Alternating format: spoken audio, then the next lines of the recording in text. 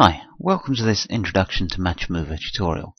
In this tutorial we're going to cover the process of match moving, that is integrating live footage with 3D objects. It's a simple workflow in MatchMover. I'm going to use Maya with this tutorial, but you can use any 3D application. But before we get into any of that, I'd just like to take you through the basic workflow of MatchMover. Now, MatchMover has two interfaces, the light and the full. For the first few parts of this tutorial, we'll concentrate on the light interface. And the workflow is quite simple. You need to import some footage. Now, MatchMover only works with image sequences. It's not capable of importing an AVI or MPEG-4 or any video format. Now, if you do have your video in this format, it's easy to break it apart into an image sequence. You can use After Effects, which I did for this. There's many other programs on the market that will help you with that. So anyway, here's our tracking footage that we're going to use to match a camera to. So I'll open up on frame 0. And what I want to do first is just play this to cache it into memory. And there we go. Now I'll be able to scrub backwards and forwards through this footage. Now, the goal of what we're trying to achieve with MatchMover is to get a 3D camera that matches the real world one. So when we put a 3D object within this scene, it looks like it should be there. Now, the other goal is, of course, that we need depth information from this, and as it's a 2D image, we don't have it. So, again, getting back to the quite simple workflow of MatchMover, all we'll do is we'll first import the footage, and then we'll run the automatic tracking. Now, delete soft tracks is just if you wanted to delete tracks you already have, soft tracks you already have, as we don't have any. In this case it doesn't matter, so I'll go ahead and leave that ticked. Automatic tracking. Now, this is the process whereby MatchMover will try and determine both the depth information of your image how the camera is moving. So we'll go to the settings for this. You have two modes, track using grayscale or color. As MatchMover tracks its 2D tracks with contrast between parts of your image, I'll just leave that at grayscale. A minimum track length is how long the track has to live before it dies off. Now, if I was using a longer piece of footage, I would probably set this minimum track length higher. I'm using a second's worth of footage at 25 frames per second. I'm doing this because the more footage we have, the larger the project files for you guys are going to be, and I'd like to keep this at a minimum so we can get the project files to you as well. Now, here you have the sensitivity and the density. This is just how sensitive the contrast will be for MatchMover to pick up a point, and this is how densely populated those points will be. Now, in order to get an accurate match, MatchMover needs 7 points within the image. So as you can see, we have many more than that here. So I'm going to turn the density down a little bit. Sometimes it can be the more points you have, the more accurate a match you get. And sometimes you can have points that don't track very well and can actually throw off the whole match moving process. This looks about fine to me to start with. So what I'm going to do is I'm going to run this. I'm going to let MatchMover calculate its automatic tracking, which it refers to as its soft tracks. I'm then going to let it come up with a solution for the camera, which is its way of trying to interpret where the camera, real life camera, would have been for our 3D footage. And then I'm going to show you how to clean up these tracks and get a more accurate match. But for right now, we'll just look at the basic workflow. So I'll click Run. This is probably going to be quite quick. The more complicated your footage, the longer your footage, obviously the longer it's going to take. But as you can see, MatchMover is finished. And these points here are the tracks it's generated. So if I scrub through this footage, you might get a better idea of what's actually going on. So you can see now where these points are. They generally lie in areas of high contrast, and as I scrub through, you'll see them track. And what we're trying to get is tracks. Let's try this one here if I click it. And what we're trying to do is get a track that stays at the same point on the 3D image, on the 2D image. And if I zoom in, we might be able to see this better. That's just Control Alt and the right mouse button, and then Alt and the left mouse button to sort of pan. But if I take a look at this track, and actually what I'll do is I'll push this pin which will lock it to our center view, and scan through it, you should see that although the footage moves, this point stays on the same point in the 2D object. So if I just reset the zoom and unpin it, you'll see that this tracking point stays on the corner of this obelisk thing, even though the obelisk moves. So that's what we're looking for. We're looking for tracks that stay where we left them in 2D space, and we're also looking for them to be completely green. Now, if I find one here that's slightly yellow, let's try this one for instance, and I want to zoom in again, so Control Alt and the right mouse button, and then Alt to just pan in, and I'll show you a green track. What's happened here is, as we pan through this, you can see that I have two crosses now. One stays with the 3D track, one represents the 3D track, and one represents the 2D track, and they're not in the same position, which is telling me that MatchMover's having a little trouble placing this object in 3D space. Okay, but the important thing for you to remember at this stage is simply that green tracks are good, yellow tracks not so good but can still provide some information, and these grey tracks have actually been interpreted by MatchMover as not being useful. So you can go on ahead and ignore those. Obviously, the more green tracks you have, the better your camera movement inside your 3D application is going to be, and the better the depth is going to be when we take a look at 3D view, which I'll do now. Our 3D view looks a little confusing. The first thing I want to do is lock our 3D view to our camera, which I'll go ahead and do by pushing C. And you'll see these cones here that represent the MatchMover helper objects. The larger the cone is, the nearer it thinks it is to the camera. So in our case, we don't have such a bad track. If you look at this cone up here, it's obviously smaller than this one down here, which means MatchMover thinks it's further away, which it is. And if we scrub through our footage, these cones should stay in the same place. Now, we'll probably find a few that don't, and a few that are obviously floating around in midair, not tracking a lot. Let me see if I can just identify one here. As you know, we have a surprisingly good track. You can also press C again to unlock the camera, and then Control Alt and the right mouse button to zoom out, and then Alt and the right mouse button to pan, and now you can begin to see these tracks a little more in 3D space. So if I click at one of the tracks that's supposed to be at the front of the camera, you can see it here at the front, and if I click one further back, you can see it further back. And again, I can go through now and examine some of these points and make sure that if I was to click one right up here, for instance, let me see, that it's all the way up here in our 3D space representation. So at this point, we actually have a quite good track just by MatchMover's automatic tracking. In the next part, I'm going to cover how we can get an even better track, how we can get rid of some of these points, because as you can see, we have rather a lot. And when you import this data into your 3D application, as I said before, I'm going to use Maya, but this applies to pretty much any 3D application. There's a wide range you can export for.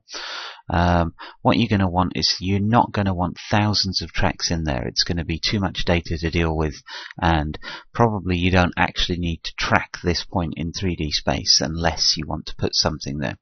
So in the next part, we're going to cover optimizing this scene and exporting it into your 3D application of choice. I will see you in the next part.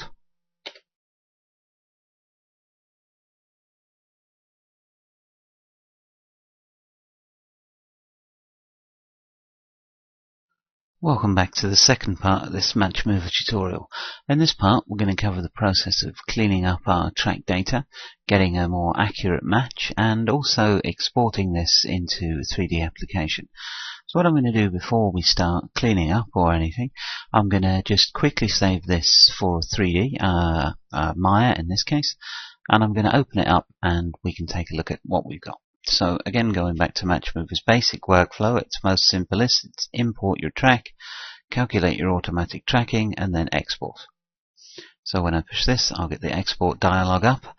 I will save this as lesson 1. In my case, I'm going to save it as Maya, but as you can see here, there's a lot of applications supported, and if your application is not listed here, you can use FBX, which again, a lot more applications support. So taking a look at this, I want to export all the points, not just a selected point. I want to export the hard and soft tracks. Now we haven't generated any hard tracks yet. I'll go over this when we come into cleaning up the scene and getting a more accurate match. For this, I don't really see any bad tracks, but I never export them anyway. They're just pretty useless data most of the time. I want to make sure we're animating the camera and not the scene, and that the scene starts at frame 1. So this is fine for us. I'll just save this, and then I'm going to drop into Maya and open it up in there. So here we go. I've just got my file dialog open here, so I'll just open this up and we can take a look. Now I'm in the perspective view currently, but if we zoom around, we can see a couple of things straight away. These are our data points that have been from MatchMover. In Maya they're locators. In another 3D program they might be null objects, but again it all remains the same. So what we have here is, you can see this is our camera that's come with us from MatchMover, and in fact if I scrub through this, you'll see our MatchMover camera is attempting to move in the same way that the real world camera would have done. Also, if I take a look at our background plate, you can see that that also moves. This is so our points can remain static, so we can actually match 3D objects to this two-dimensional footage that we've got. And if I look here, you can see that these points are representative of this tower, and if we sort of line this up, you can see that our points here would be this tower here, and our points in the background are probably the buildings in the background. Now if I go ahead and take a look through the RZ Camera 1, which is what MatchMover's default naming convention is for its camera, and then I scrub through the timeline here within Maya, you can see that we have a camera that matches the movement here. And what I can do now is drop in a 3D object. So in this case, just a sphere. I'll just press W to move that. And what I'll do is I will turn the shading on to smooth shade all. I'm actually going to hide these locator objects so we can take a better look. And we need locators off. And when I play this, you should now see the camera is moving. The 3D camera we have in Maya, is moving the way that the camera that shot this footage originally was moving. So if I press play, you can see now we have this 3D sphere floating around within this 2D background plane. Now what you might have noticed is, if you look at our floor plane here, it's askew. It's not aligned to how this would be in 3D space. I can probably show you a better representation of that if I click here and turn the locators back on. You see, because this would represent the floor plane and it's currently up in the air. So if I was to try and match this, let's try and put a ground plane in here, and I'll just press R to expand it, and then we look through the camera again. You can see that this ground plane does not match this ground plane.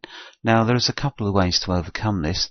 You can actually orientate the axis within MatchMover, which would be the best way to do it, but a quick simple fix is to just go to your outliner, select your tracking group, select your camera, group them together, Control G, press E to rotate, and then if we go to look back through the perspective camera, what I want to do is rotate this so it's on an axis with the floor plane, or to get it a little more accurate. And if I drop back into the perspective view, it might be slightly easier to do this. So what I want is most of these to be flat.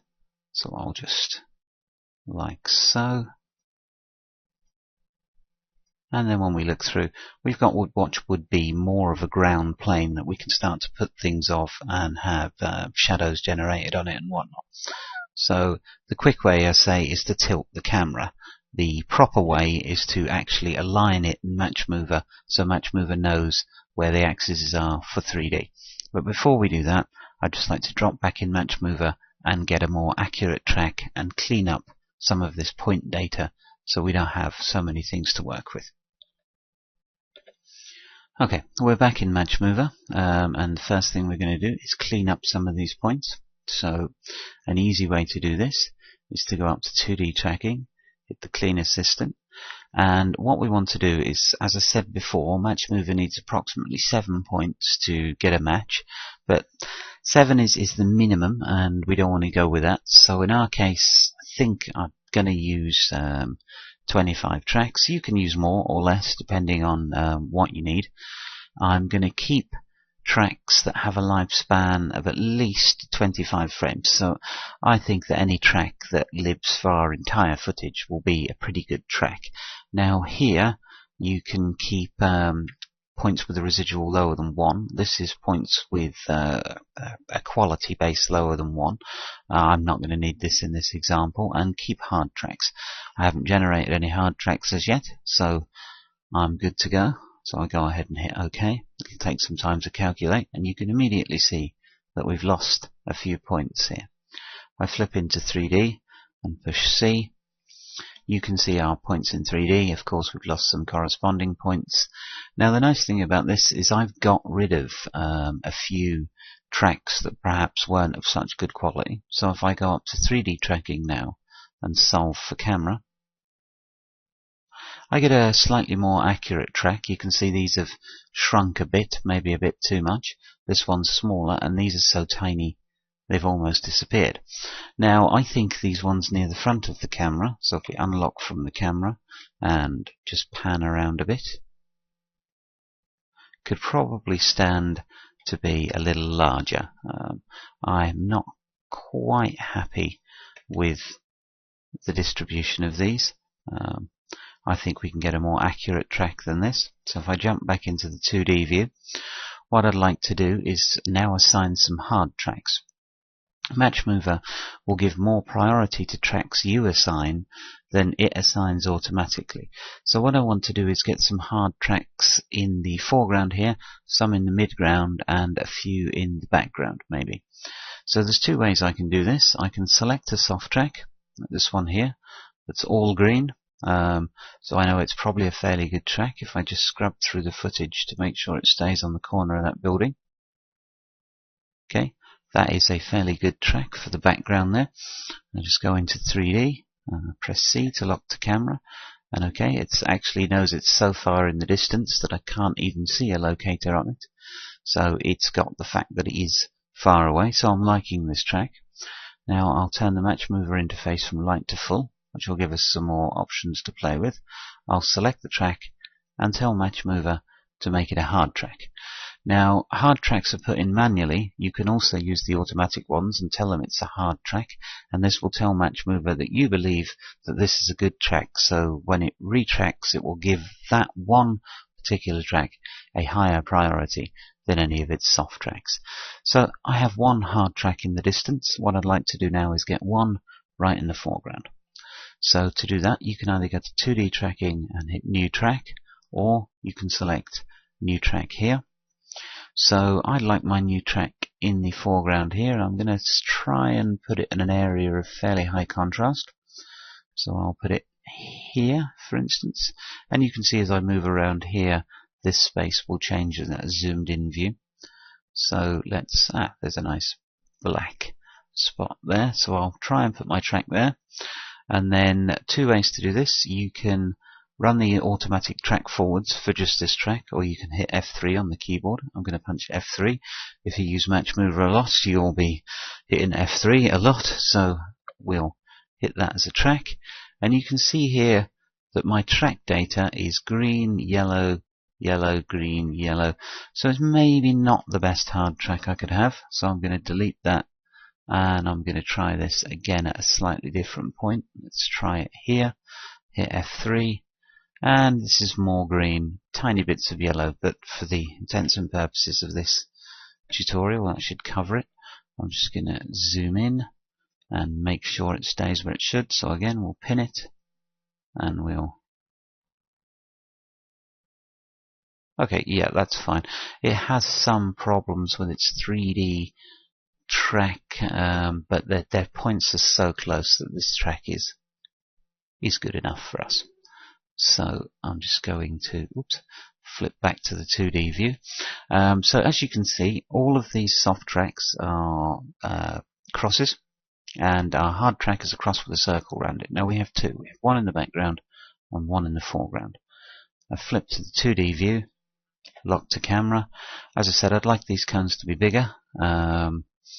I don't think I've got enough differential between this one and, say, this one, for instance. So I'm gonna, now I've put these hard tracks in, I'm gonna solve for the camera again and see if MatchMover does a better job.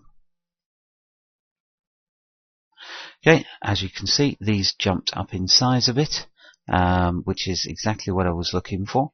What I think I'll do is I'm going to put a hard track in the midground, so I have one in the foreground, one in the midground, and one in the background.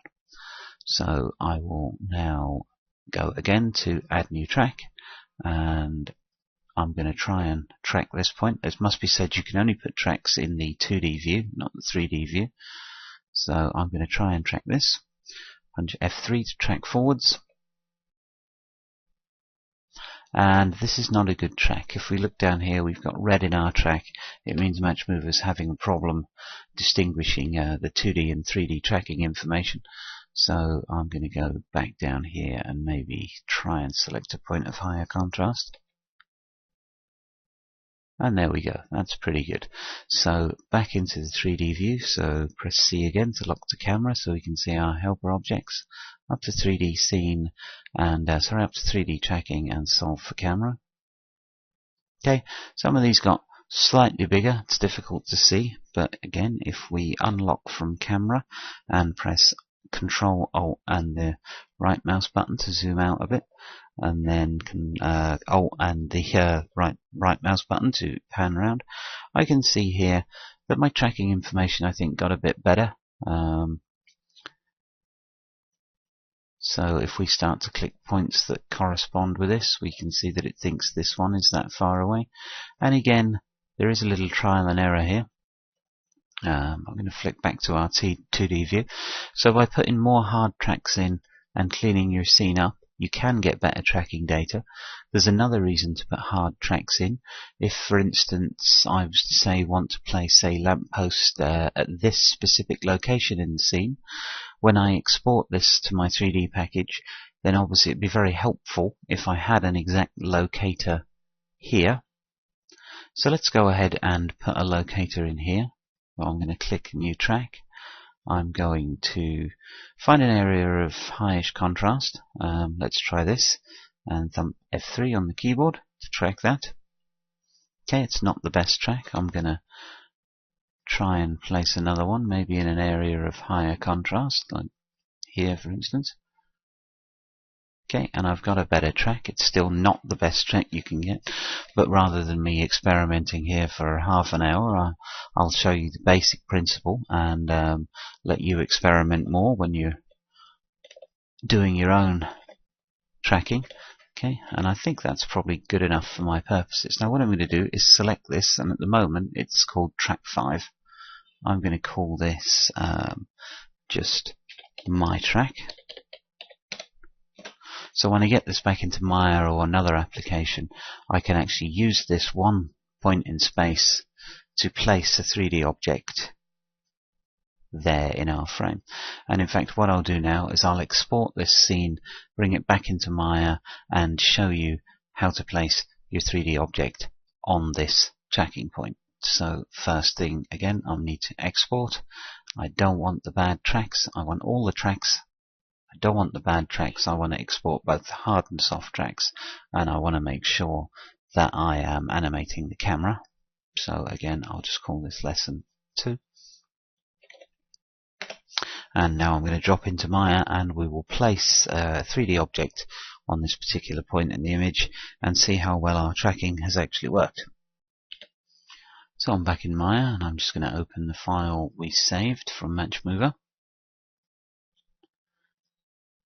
And there we go. So if I just set this so we can see the whole thing, what you should be seeing here is a tracking group, and we have track 1 and track 4 and the auto tracks. We do not have the track I saved. The reason for this is because I forgot to solve it for the camera with this track in there, so it wasn't exported. So you can see here my track is grey because it hasn't been evaluated. So again, we'll need to solve for camera. Okay, my track is still grey, which means that MatchMover can't actually get a good enough match on what we had for our track. So we're going to just have to try this again at another point, say here, press F3, and that's all grey and red. That's no good. Sometimes MatchMover can be a little trial and error. If you do have this problem, one thing you can do is load your footage into an image-based editor, one frame at a time, turn it grayscale, and then increase the contrast of your image. This should be a thing of last resort though, because it is quite time-consuming. So I'll try this again with a track here, press F3, and we have a much better track. So sometimes it's a little bit of trial and error, like I said. Now we'll solve this for camera. Okay, and track 5 is a green track, which means it's a great track for us to place our 3D object on. So I'll just rename it again to my track, and I'll export. Again, we should have all the options we need. I'll leave the bad tracks behind, and I'll just call this lesson to A. Now, I would have cut that out of the video, but it's important to remember that after you've added your points, you have to solve them for the camera, or they won't be exported, and indeed they won't be taken into account by MatchMover at all. So just a quick lesson there to not forget to solve for camera. Okay, here we are back in Maya, and I'm just going to open the file we just exported through MatchMover, and you can now see that this is the point we generated within MatchMover to be our point we want to track specifically, so we can put a 3D object here. Now if I go into the outliner and into this RZ tracker is just MatchMover's default naming convention, and you'll see RG tracker my track, which is this track here, the track we created. Now we want to align a 3D object to this and then have it play back like it was part of the original 2D footage, thus allowing us to integrate a 3D object within the 2D footage. So as you can see, our tracking point seems fairly stable. It always stays here within the scene, which is a good thing. And if our camera simulation has been accurate, it will actually look like our 3D object is sitting here in this 2D footage. So the first thing I want to do is take a look in my 4 view, and I'm going to turn off this background plate for every window except the camera. So I'll just select it. I'll select my camera and open my attribute editor here. Go to the background plate and turn on just looking through camera, not in all views. So that will help us a bit. It will stop us with the background plate on here so we can see a little bit better what we're doing. Right, now the first thing I notice is on this side view, you can see when I start to select these points, they're actually not too badly located in space. The further back I get, the further back they get within the image, which is a good thing. The problem is they're all supposed to be along the floor, and they're obviously not orientated towards what would be our floor plane. This is because when you do this solve in MatchMover, it doesn't know where the ground is, where the sky is. You have to tell it. There's a couple of ways to do this. You can fake it within your 3D application of choice, and you can fake it by either just aligning your object up here in your world space. So if I was to drop a 3D cube in here now and just move it up here and then accent my ground plane along this line, this would be one quick way of faking it. It's not a particularly good way, because the more complicated your scene gets, obviously the more you're going to have to try and tilt and move things off the ground plane, and ideally you want your ground plane to be flat, not tilted up in the air. The other way to do it is a way I showed you briefly before, which is to select the camera and the points and move the tracking data around. This is a better way of cheating it, but the best way, which I'm going to show you in the next lesson, is to actually tell MatchMover where your X, Y, and Z axis is, and also give it some information about scene scaling. This will help you with more accurate solves, and also will make your data a lot easier to work with when you get it in your 3D package of choice. But for now, I'll show you the quick cheat way. So I'll just select my outliner here. I want to select my camera and the entire tracking group. I'm going to press Ctrl G to group those together, and when I'm in my side view, what I need to do now is rotate these towards the floor plane. Okay, so I need them all kind of on a straight line, and then I'm just going to move them down so they sort of all now fit into the floor plane. Okay, with that quick cheat done, we'll go back to our camera, and you can see our point's still in the same place we left it, so you can't really tell any difference, except when you look at the grid now aligns to the floor a lot better than it did. So if we take this my track point and we drop back again into our foreview, we'll create, let's say, simple primitive shape, and we'll move that up to what is now the floor, and we'll push it back to my point, which I believe is here. No, it's not. Let me just drop this one in so I can find it. It's there. Okay.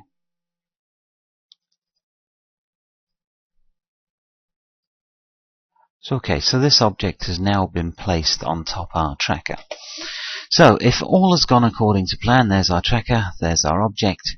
If all has gone according to plan, when I move my camera now, this object here should appear to move with the background footage. So I'll just turn my location data off, my locators in Maya, and I'll turn my grid off. I'll set this to smooth shade, and I'll scrub backwards and forwards in this footage.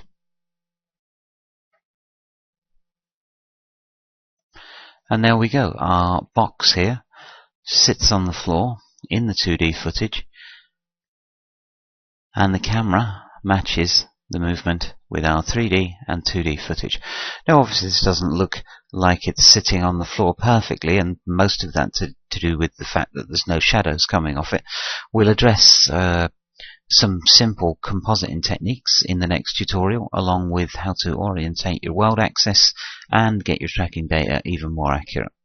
I'll see you in the next part. Thanks for watching.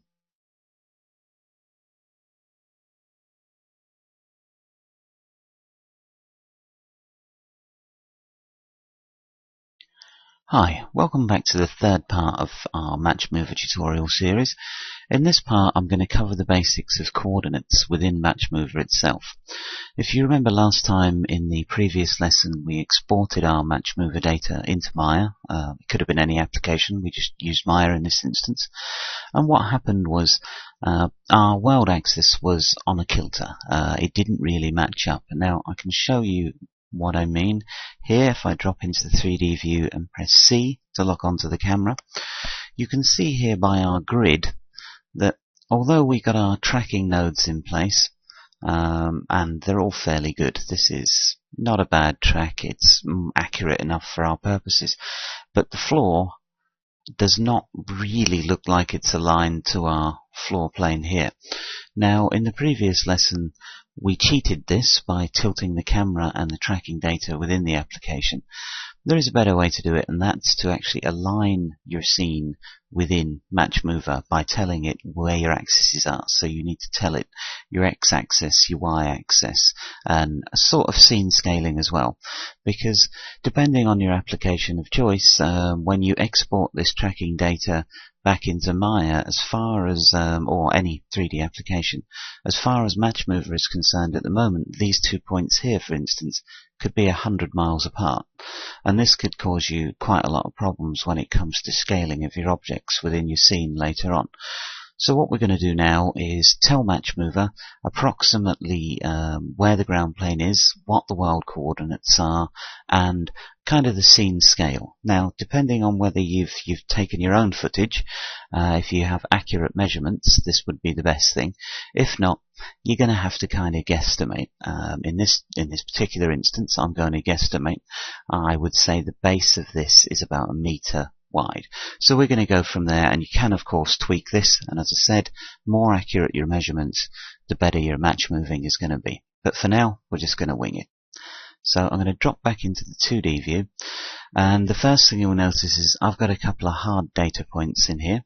Now, when it comes to setting up a coordinate system in MatchMover, I like to actually define some hard data points so I can make sure that the tracking is good on them before I use them as coordinate points. And in fact, if we drop back into 3D, I'm actually going to use these 2 points here as my x-axis. So before I do that, I just want to kind of rotate the camera, okay, shift select both of these points, and kind of make sure that they're on the axis I want. Now I can tell by looking that they're on this kind of axis that I want to use as my x-axis, and if I go here, this seems quite a good choice for my y-axis.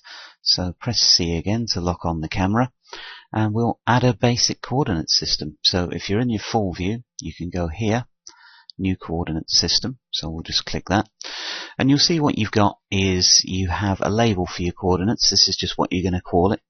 Coordinates 1 is fine for us, and an origin. Now ideally your origin should be on your floor plane for a scene like this. So flicking back into the 2D view, I think I'm going to use track 1 as my point of origin.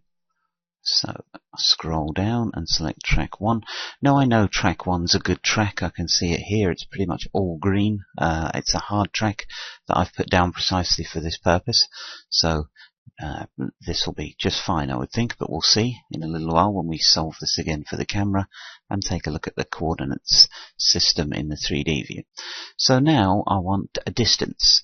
Now, this will depend on the unit of measurement in your 3D application. In Maya, I have mine set default at 1 meter.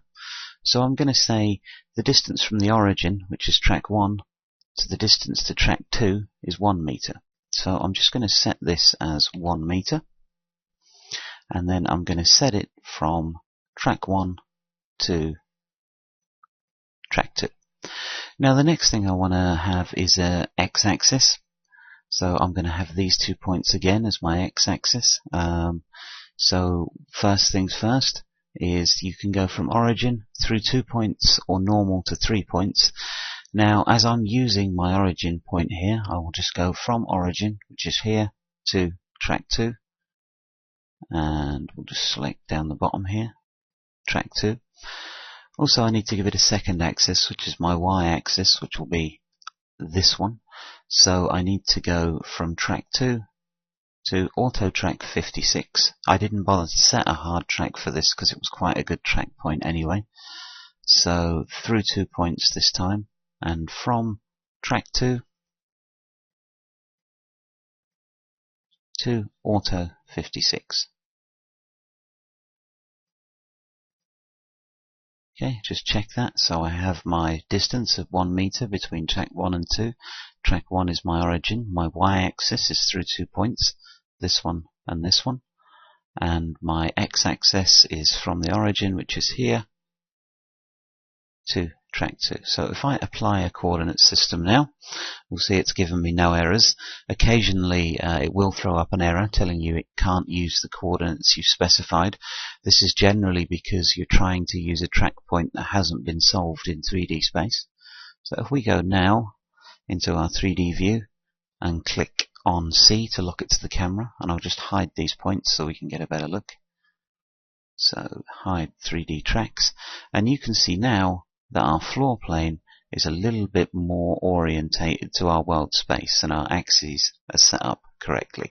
So my z-axis is coming from here, x, and y is going straight up.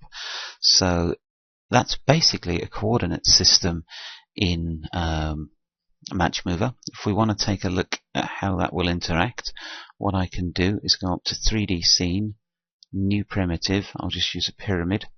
I'll just pull it this way with a manipulator, and I'll actually set this, I'll set this to be a shaded view, textured.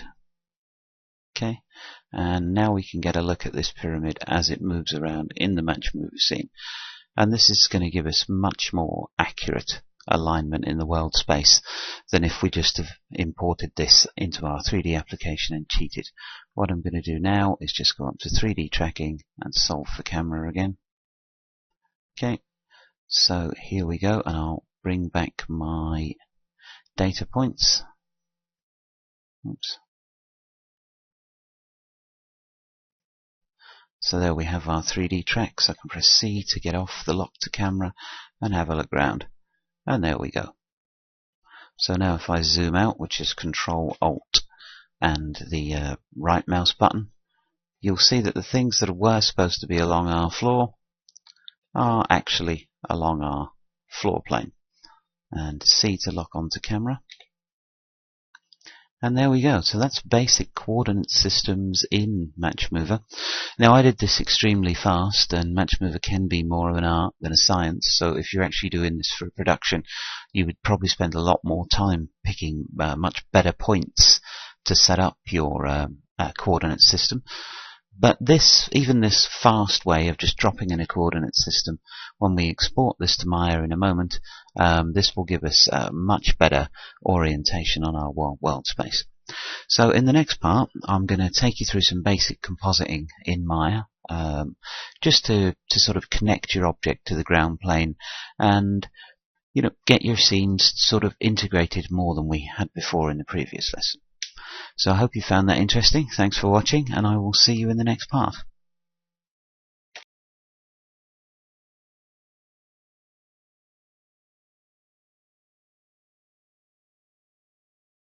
Hi, welcome back to the fourth part of our MatchMover tutorial. Now, as you can probably see, I've opened up Maya and loaded in the scene that we created in MatchMover. So we have our tracking data. I have tweaked this a little bit.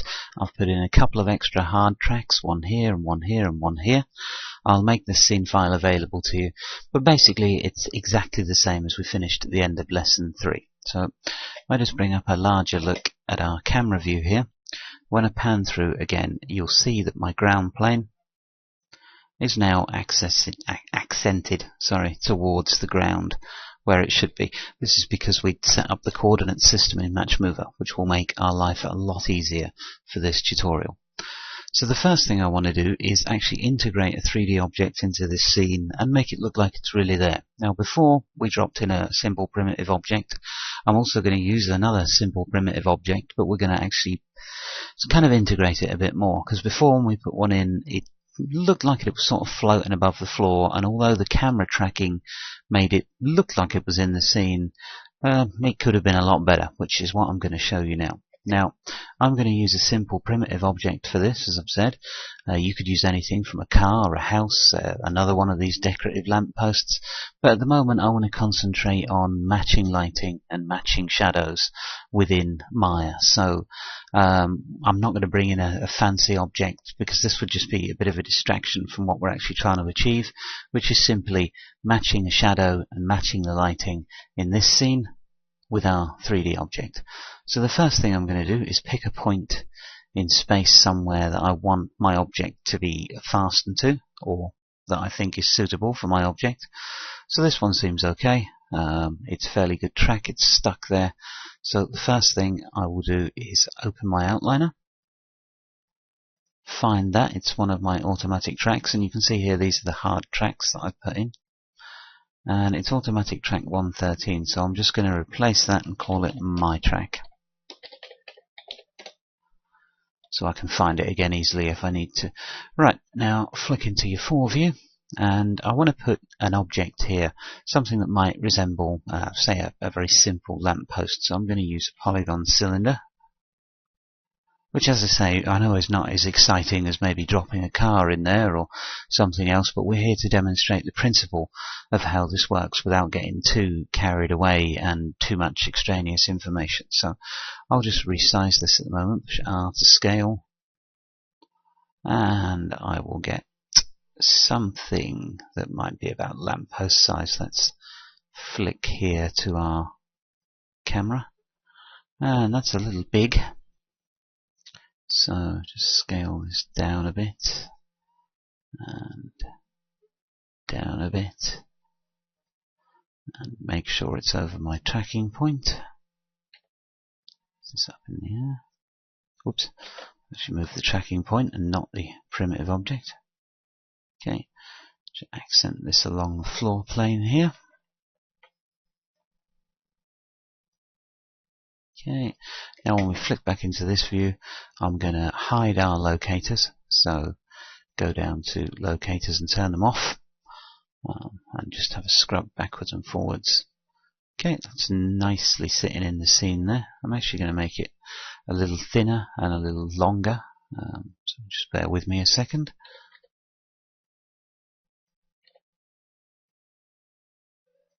Again, I'll put this back to our camera view. Okay, I'll just make it a little bit thinner, and again move it down to the ground plane, which is now where it should be, seeing as we set up the coordinate system. Another useful reason to set up a coordinate system. And I'll take a look at this, and there we go. You can see in the background plate here that we've positioned this pole here in the footage, and when the footage moves it remains here in this position. So the camera tracking has worked just fine. And as I've said all throughout this tutorial, well, we've done this very quickly in a very simple way. This is to get you started with MatchMover. If you're doing your own projects, then I suggest you take the time and trouble to do more hard tracks and get your tracking cleaned up, and probably your coordinate system as well. But you know the principles, so this should give you enough information to get started. So here we have it. If I take a quick render of this, oops, wrong camera, of course, you'll see again that we have that same problem, that this is not really integrated into this scene. It doesn't look like it belongs there. It's never going to look perfectly like it belongs there, being a polygon cylinder, but there's no shadow from it and the lighting is not correct. So we're going to fix that now. First thing we need to do is drop in a light source to produce our shadows.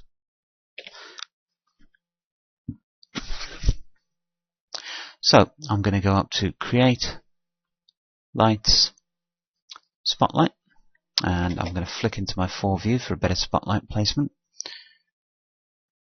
Okay, just place that near the base, and I can see from this shot that light is coming from over here. If I look at the shadows, our light source is over here, the sun, and it's coming down this way. So I want to replicate that to create our shadow here along the floor, and then make this look like it's actually sitting on this floor plane. So I'll just tweak my light a little bit so I can see my camera here. So I figured my light's coming from about here. Move this back a bit. And what I'm going to do is Panels, look through selected camera, so I can aim this spotlight a little easier. Okay, into our attribute editor, and just going to turn on shadows for this light. Now you can use ray trace shadows, depth map shadows, whatever your preference is, but for the sake of this quick tutorial I'm just going to turn on a standard depth map shadow with a filter size of 6 to give it a little blurring, and then we will render this and see what our shadow looks like. Okay, so we've obviously got a bit of a problem here, and I know what bit of a problem we have because I've jumped a step, but it's useful to illustrate this. You're not going to get a shadow on the ground here because we don't actually have a ground. So in order to cast and receive shadows we need to put some geometry in here, so I'll use a standard polygon plane. I'll flick this back to our top view, and I'm just going to move this plane so it's under our post, and I'll want that scaled a bit larger as well.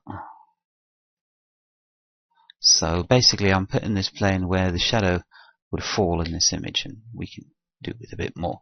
So now if we try this, what we'll get is geometry in the scene, which is going to be no good. Well, we do have the shadow, but this is now certainly not integrated. This is even less integrated than it was before. So what we'll do is we'll use something in Maya called the Use Background Shader. Here it is, and this will make this transparent but still able to see shadows and reflections. So we'll just try this again. Okay, and there we go, and our shadow is pretty aligned. It's a little bit out, and you'll notice immediately that it's way too dark, as is this. Now you might be thinking to yourself that you'll jump into your light settings. So grab our light and just lighten up the shadows a bit here, but that's not going to work. Just demonstrate that. See, it remains black. This is because of a property in the Use Background Shader. So if we go to the material attributes on our plane, and what we'll need to do to lighten that shadow up is mask the shadow off a bit. So when I do this again now, there you go, we've got a sort of more realistic shadow color. Still might be a little bit too dark. Okay, now when I move the frame forward, I'll just keep this one. You can see that our shadow is moving along with this one, and we're in approximately the right position. I think I'll just tweak that a little bit. So I'll just move this light again and bring it over this way. Should help. Let's just get a quick render of that. Yeah, okay, now we're almost on a perfect line. Yeah, but now one problem we have is the front of this is completely black because there's no light pointing at it whatsoever. And although this is a lot darker than the back side, because obviously with our light coming from this direction, the front of this is going to be darker, it is still daylight, so you would never get this circumstance really in which this would be completely black, completely non-illuminated. So in order to solve this, we're going to drop in another light. So I'm just going to create another spotlight. And just position this where I think approximately it should go. So we've got a lot of light coming from the back side, so I'm going to move this over here. So let me move this here as well. I'm going to increase the cone angle of this. Let's just go here and look through it. Okay. So that should be about right. Let's have a quick look at what we can see in the render view. And now I've got way too much light, and there's something else that's reared its head now. Now we've illuminated this, you can actually see not only am I getting a shadow, I'm actually getting a reflection here, and this is a fairly non-reflective surface. So again, this is a property of the Use Background Shader. It comes with reflectivity turned on, so we'll go and turn that off and then try this again. We'll just select our floor plane here, go to its material attributes, use background, and as you can see we have reflectivity turned on. Now with more light in the scene, our shadow is naturally going to get lighter, so I'm just going to increase this a bit and we'll do another test and see what we get. Okay, our shadow's about the right colour, maybe it's still a little bit too light, and this is definitely now far too light, so again it's just a case of tweaking our other light. So what we'll do here is go down, turn the intensity to maybe 0.6 and try again. Okay, there we go. We've got this sort of illumination you get in here. We now have it here. This face is fairly dark, as is this one, and our shadow is approximately the right color. So we've matched the lighting in the flat footage that we have to the 3D object. Like I say, it is just a polygon cylinder, so it's probably not the most exciting thing you've ever seen. But what we're going to do now is we're going to batch render this out and take a look at it when it actually moves, so you can see we have 2D footage integrated with a 3D element. And like I say, when you do this yourself, you're going to want to change this to something a little more exciting than a polygon primitive object, but this is just for practical purposes. So I'm just going to hit my render settings dialog and set this up for a quick batch render. So I'll go down here, end frame, we have 25 frames, and renderable camera is correct, aspect is all fairly good. So I'm just going to hit render, batch render, and I'll pause here while this is going on and join you again in a moment. Okay, so our batch rendering has finished, and I've taken the liberty of opening the frames up in a image program, a video editing program, so I can now scrub backwards and forwards through our footage, and as you can see, our shadows match and our object tracks with the camera. And there we have integrated a simple polygon object into some video footage. So I hope you found this useful, and remember when you do your match that it might take some time to solve. Also, this was quite a simple scene in terms of matching the lighting, and even so it's not perfect, so you are going to have to use your own judgment when it comes to this. But I hope this has been an informative look at MatchMover and some very simple compositing in Maya. So thanks for watching, and hopefully we'll see you again.